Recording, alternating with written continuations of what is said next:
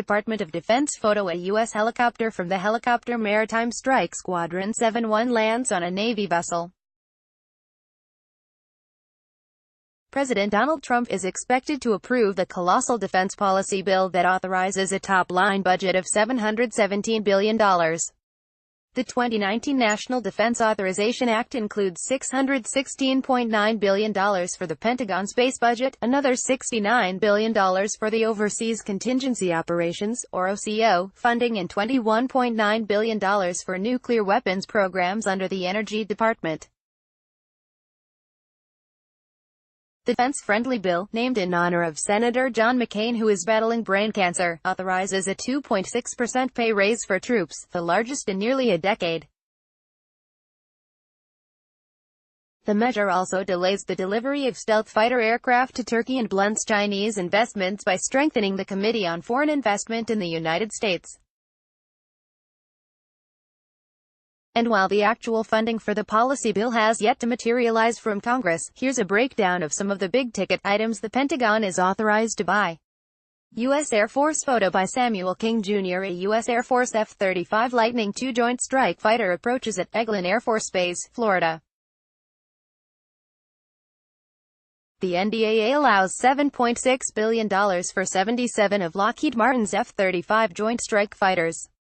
The fifth-generation stealth jet is made at a Lockheed facility in Fort Worth, Texas, and remains the Pentagon's most expensive weapons system.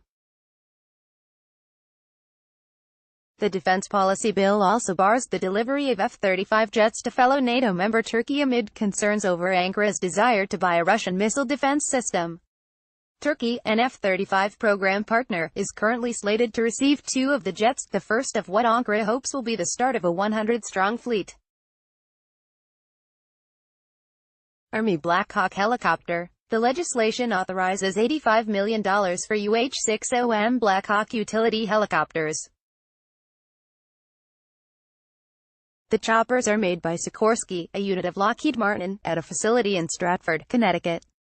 In March, Trump described Sikorsky's Black Hawk helicopters as fighting machines and the most advanced helicopters in the world. Congress also agreed to fully fund the U.S.